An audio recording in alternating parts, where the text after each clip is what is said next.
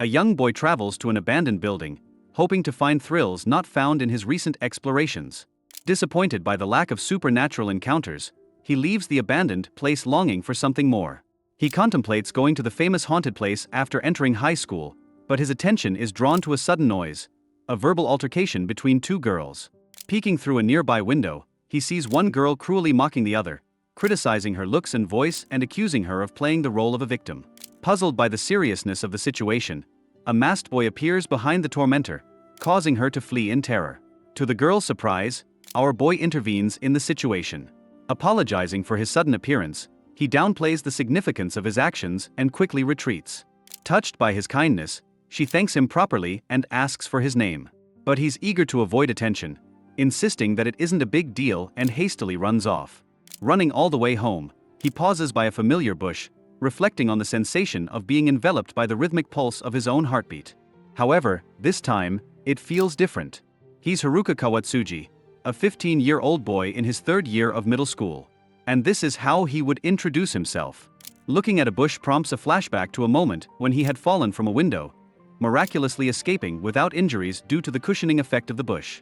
The adrenaline rush from that incident had left an indelible mark on him, becoming a driving force in his quest for exhilarating experiences.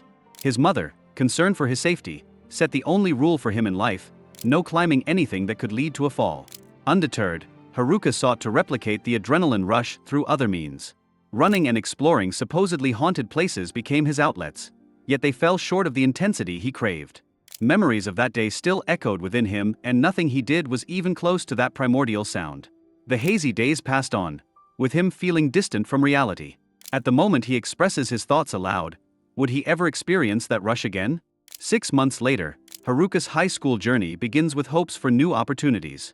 Introducing himself in class, he wonders how long will he have to keep repeating the phrase in every stage of his life.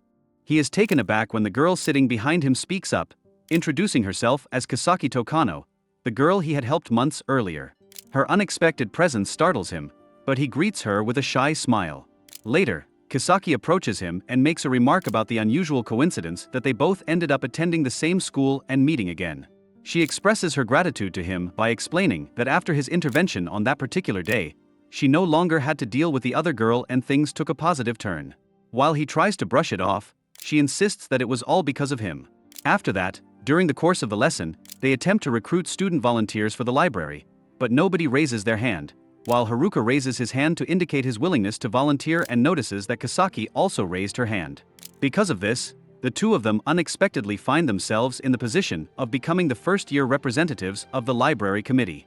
Following the statement that Kasaki makes about how coincidental it is, she then inquires about the activities that Haruka enjoys doing.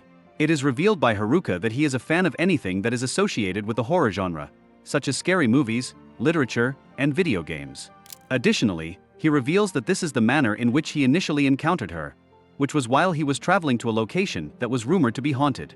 A remark is made by Kasaki regarding the coincidence of their meeting, or perhaps it was fate that brought them together. The lad is confused, causing her to clarify, but he tells her not to be flustered. Back in class, Haruka is eating, and his friend becomes envious of him and calls him sly because he is conversing with gorgeous girls in the class. While he has not yet had a single interaction with any of the girls, his other friend accuses him of being jealous. On the other hand, Haruka gives the impression of being entirely uninterested and excuses himself to go grab some water. His carefree reaction fuels his friend's jealousy further.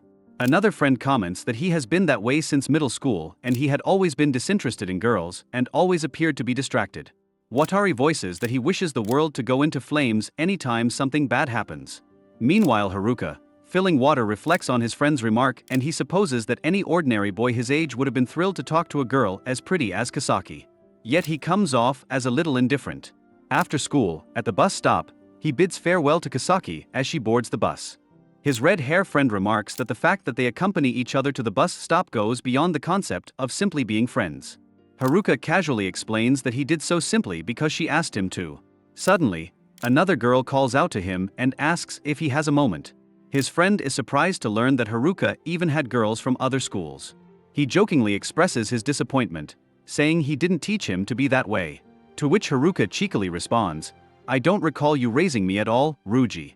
Haruka recognizes the girl and she asks him to talk. They enter a garden and the girl warns him to stay away from Kisaki. She explains that they became friends in middle school and sat next to each other in class. Initially, she didn't mind being friends with Kisaki and thought she seemed nice and cute. However, things quickly took a turn as Kisaki started obsessing over her, from figuring out which shampoo she uses and using the same one, to waiting outside her house to walk to school together every morning. Kisaki would also get jealous whenever Rinko talked to her other friends, wanting to be with her all the time and to never be out of her sight. Eventually, Rinko couldn't handle it anymore and confronted Kisaki, which was the day Haruka encountered them. Surprisingly, Kisaki backed off from that day onwards. However, Rinko had a bad feeling when she heard Kisaki was taking entrance exams to move schools, suspecting that she had set her sights on someone else. Haruka, maintaining a healthy skepticism, demands proof of her claims about Kisaki. Without hesitation, Rinko exits a series of text messages and missed phone calls from Kisaki on her phone. Not stopping there, she offers to show photos that seemingly substantiated their relationship. Although the evidence appears convincing, he finds it difficult to believe that Kisaki would go to such extreme lengths as changing schools just to approach him. The girl, undeterred by his skepticism, expresses her certainty in Kisaki's capabilities. She goes further, cautioning him that whenever Kisaki claims that something happened coincidentally, it is far from being coincidental. This unsettling revelation sends shivers down his spine, prompting him to question the girl about her motives for sharing this information. In response, she explains that she felt liberated from Kisaki thanks to him. Wanting to reciprocate, she felt compelled to warn him of the potential dangers and manipulations he might face. With a final warning to keep his distance from Kisaki, she leaves him pondering the implications of her revelations. The following morning in class, he decides to confront Kisaki. He approaches her and requests a private conversation outside, indicating that he had something important to discuss. The two leave the classroom, standing face to face outside, creating a nervous atmosphere. After a moment of silence, he surprises Kisaki by asking if she would like to go out with him. This unexpected proposal catches her off guard, causing her to hesitate initially. However, her demeanor swiftly changes, and she asks him if he truly understands the gravity of what he is getting himself into. She warns him that she can't stop once she starts. Haruka, gazing into her eyes that had always struck him as slightly peculiar, experiences a sudden clarity. Despite the warnings and unsettling revelations, he realizes that she might be the one who can make his heart shake with that primordial sound. He thanks her as he can hardly contain his excitement. She thanks him in response and the light in her eyes shines like never before. When Haruka leaves his home the next morning, though it looks ordinary, he can feel in his bones that it's not. As he exits the elevator door, there she is waiting for him. She greets him warmly and Kawatsuji ponders that the fact that he had not even disclosed his address to her, yet here she is.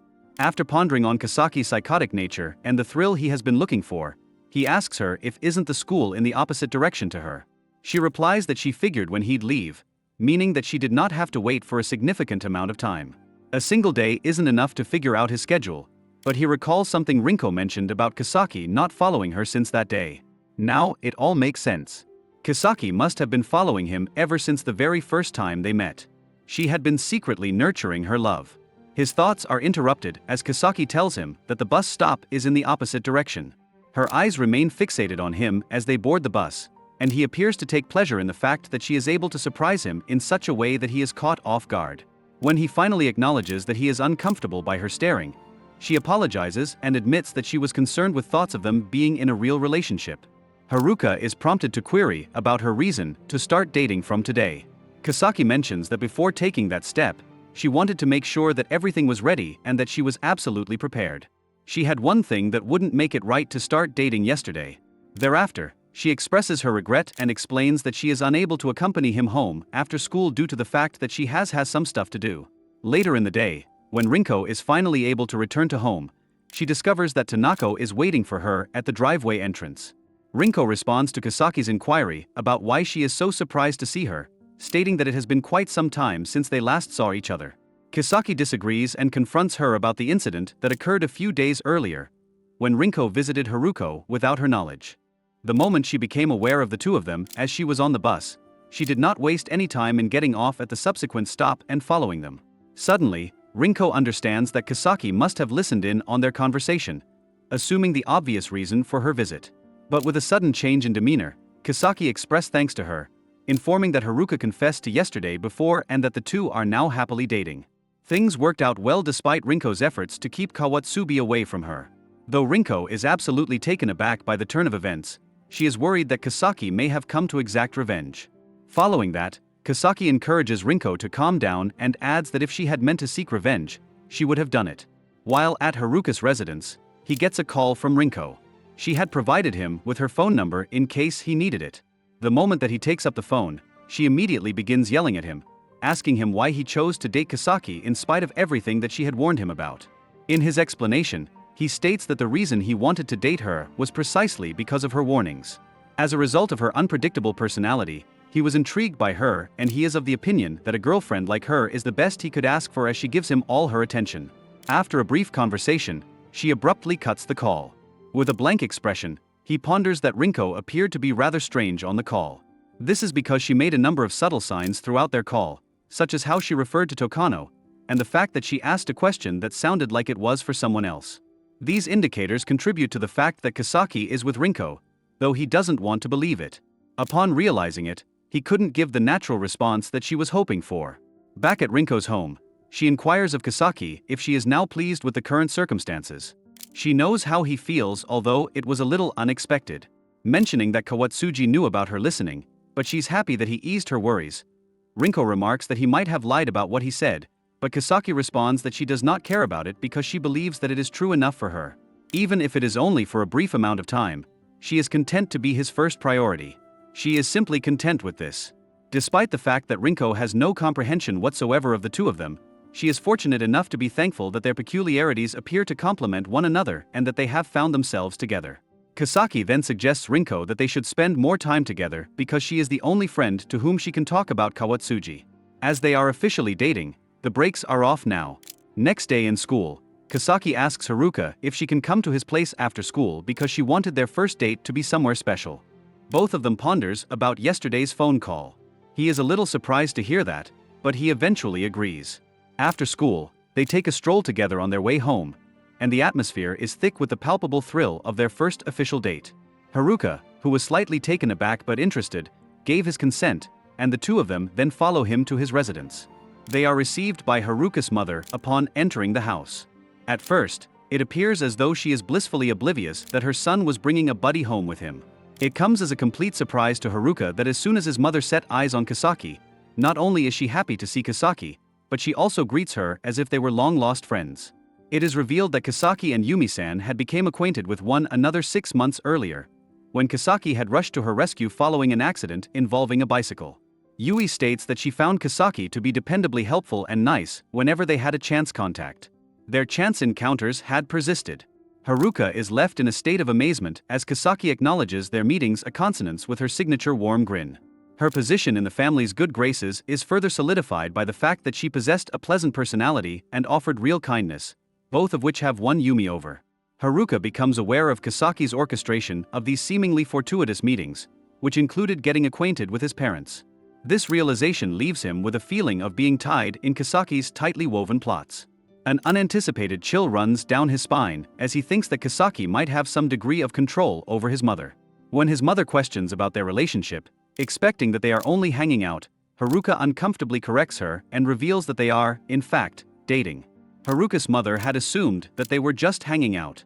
He feels awkward to see his mother show genuine happiness in their relationship and gives him advice to treat her with respect. After some time has passed, Kasaki is exploring Haruka's room with a happy grin on her face. He finds himself pondering whether his place is indeed that intriguing. She remarks that she hadn't been able to access the entrance until today. On the other hand, a cloud of suspicion hung over him as he is able to use the convenient escape given by his mother's request for snacks. This allows him to justify himself and see if Kasaki has ulterior motives. When he returns with the snack, he cautiously walks to his room and quietly opens the door. As he slams it shut behind him, he catches a glimpse of Kasaki, who is already pretending to feel guilty. He questions her about what happened. She quickly apologizes and says that she stroked and sniffed his bed by mistake, which confused him. She explains that she went into her thoughts and accidentally jammed her face into the bed. He says he's confused and doesn't know what to do, since he's never brought a girl home before and now she's in this situation. To change the subject, She asks him about how he usually spends time with his friends. While talking about video games, he notices that her console is turned off for some reason. Interested in his hobbies, Kisaki suggests they watch a movie together. Afterward, she is about to leave, but Haruka's mother kindly invites her to come back anytime. Haruka thanks her for their time together. His mother intervenes and says that at their age, it's important to keep memories alive. Kisaki understands Yumi's feelings and leaves. She says that she cherished every moment she spent with him and that she got to see Yumi. Kisaki showers Yumi with praise. Yumi smiles back and hugs her. He realizes that Kisaki might have been adding fuel to the fire by talking to his mother, but feels that she really meant what she said. After Kisaki leaves, Yumi is approached by his mother. She questions him about their relationship and how they started dating. There is no sign of emotion on Kisaki's face as she listens in on their chat with an earphone. Following Haruka's explanation of their unique connection, his mother expresses her satisfaction with the way they are getting along. Kisaki can only listen till a distance, but she's glad about the bug she planted in his room that looks like the plug to his console. She thinks today was a success as it will let her learn a lot more about him. As Haruka is clinging to his shaking body, his heart pounding strongly in his chest, he summons the strength to confront Kisaki, who had just viciously attacked him. Beads of cold sweat dripped down his forehead. When he asks her why she would do anything like that to him with a shaky voice. In an eerily quiet tone, she mumbles, "This is what you wanted," while an evil smile forms across her face. While he implored with her to stop, she approached him in a slow and deliberate manner. At that moment, he abruptly jolts awake and a wave of relief washes over him as he realizes that it was all a dream. It is that feeling, he thinks. A warm greeting is extended to him by Kisaki, who is standing directly next to his bed. In class, she approaches him, asking if they might eat lunch together. Haruka couldn't help but note how incredibly calm and collected she appeared to be, pondering on what she did in the morning. In her explanation, she states that she had no intention of frightening him, rather she merely desired to observe him sleeping. He reminisces on the devious methods she employed to gain access to his room.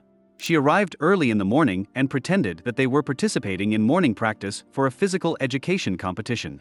Despite the fact that his mother had allowed her to enter his room without any difficulty, he is horrified by his mom's careless attitude.